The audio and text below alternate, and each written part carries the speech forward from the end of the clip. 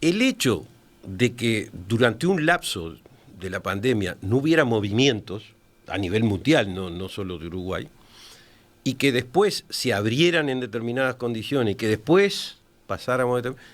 ¿Eso quiere decir que no se podía haber hecho cosas distintas? Yo digo que sí.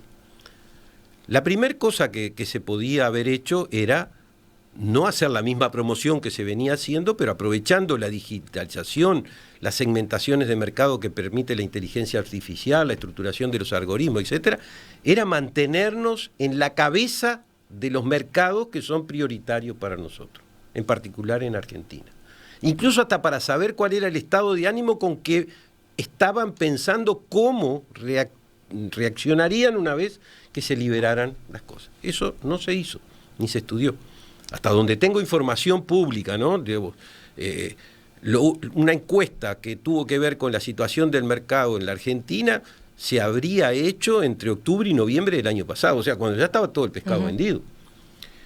Pregunté a especialistas en su momento por qué el Uruguay, al menos para el turismo, no utilizaba la vacuna Johnson & Johnson, como la utilizó Estados Unidos y que incluso promovía venga a vacunarse.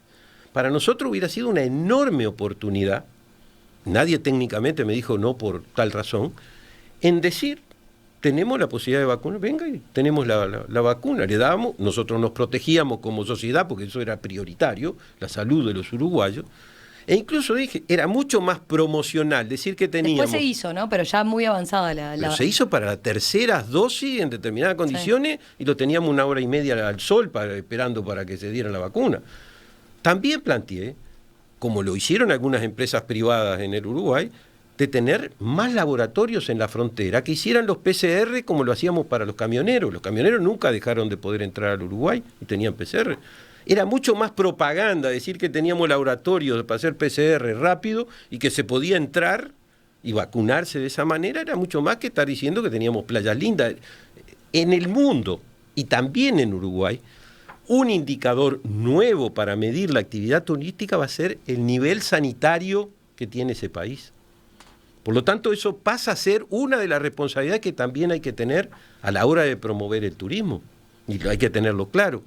Pero además, el Ministerio, según las rendiciones de cuentas que se vieron del año 2020, 2021, dejó de ejecutar créditos que tenía durante la pandemia. Los dineros que había para la promoción se podían haber utilizado para estudios de realidades de desarrollo locales, por ejemplo, para poder aprovechar la pospandemia. El préstamo del BID que dijeron se terminó, con lo cual se demostró que no conocían qué era el préstamo del BID y cómo funcionaba, y lo están utilizando, han contratado funcionarios y han empezado a hacer cosas con eso, desgraciadamente tarde, pero lo están haciendo. Decía el Banco Interamericano, ustedes han hecho entrevista acá donde el banco promovió la utilización de sus tradicionales fondos y préstamos para actividades en los lugares, porque había que desarrollar el derrame, entre comillas, de las actividades en los lugares, porque era un problema de supervivencia también en eso. Y eso estaba planteado en el último administración del Frente. El préstamo 4 del BID se firmó con una modalidad distinta, que era el CLIP, se llama, que era hasta 22 millones de dólares. No eran fortunas, eran manejos relativamente razonables. Y de eso se llevaba utilizado 9, por lo tanto habían 12 millones de dólares que se podían haber aplicado, igual que los créditos no utilizados, en acuerdo con el banco y obviamente el Ministerio de Economía y Finanzas, que es quien da los avales para esto, pero para desarrollar actividades. Ahora, hay quien puede decir, bueno, pero la pandemia ya está, ya quedó atrás, ahora tenemos que pensar en el futuro del turismo o en el turismo que ya estamos empezando a ver, que ya se está empezando a recuperar. Ahora, ayer aparecía claramente otro inconveniente que tenemos y que está de manifiesto en lo que es el turismo, ¿no? La falta de competitividad, el problema de competitividad por el precio del dólar, ¿verdad? Acá en nuestro país. Somos un país caro, no solo para los argentinos, ni qué hablar para los argentinos, pero también para el resto del mundo estamos teniendo un problema por ese lado. Usted plantea que este fondo de emergencia debería usarse de alguna forma o debería destinarse más recursos entonces a desarrollar más el turismo interno.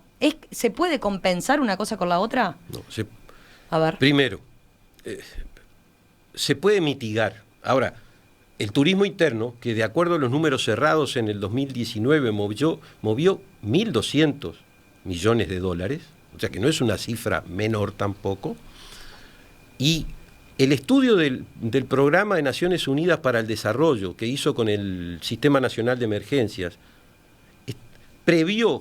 estimaba que lo que dejó de entrar al Uruguay por turismo desde marzo 2020 y proyectaba hasta diciembre del 2022, fueron prácticamente 3.000 millones de dólares. Uh-huh. Esa cifra, los uruguayos supongo que la recuerdan porque equivale a una papelera. La UPM2 tiene más o menos esos valores. Ahora, claro, ayer yo veía que se daban informaciones sobre las proyecciones de lo que la sequía va a impactar sobre la economía del Uruguay. Primero, el ministro había hablado de 1.200 millones de dólares. Ayer estaban hablando de alrededor de 2.000 millones de dólares. Por lo menos un asesor de OPIPA dijo eso.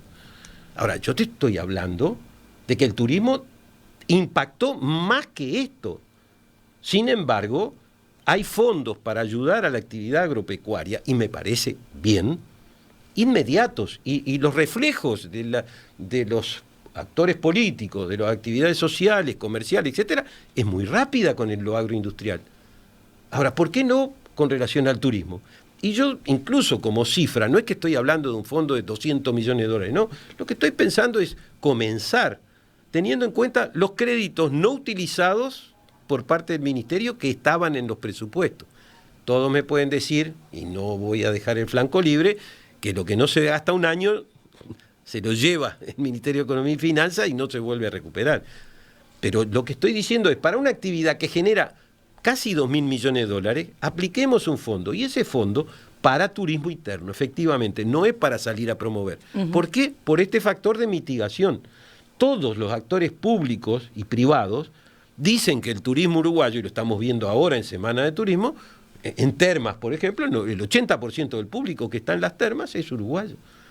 Entonces, si en España se estudió un sistema por el cual en determinadas condiciones los trenes de media y larga distancia son gratuitos, porque están asociados a promover la actividad turística, ¿por qué acá no puedo estudiar qué capacidades excedentarias tengo en el transporte interdepartamental y decir que en la medida que estén asociados a paquetes turísticos, esos valores de los boletos acordados con el Ministerio de Transporte y Obras Públicas forman parte de lo que podría financiar un fondo de emergencia para el turismo? Lo mismo con camas en los alojamientos, lo mismo con los guías.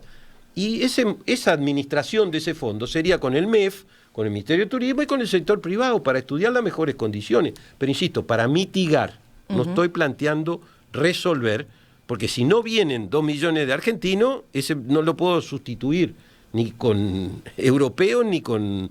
Puedo crecer, pero no. Y el turismo interno además tiene un factor muy importante, que es derrama en múltiples situaciones en el territorio. Y el turismo social, que se desarticuló totalmente, podría estar cumpliendo también un rol. No cuando no se movía nadie, que entonces no. Incluso hoy, en el turismo se habla del turismo regenerativo. Ya no se está hablando ni siquiera del turismo sustentable, que es parte de la actividad, sino de qué manera el turismo contribuye a regenerar condiciones de mejora de la calidad de vida de los residentes y de los que vienen.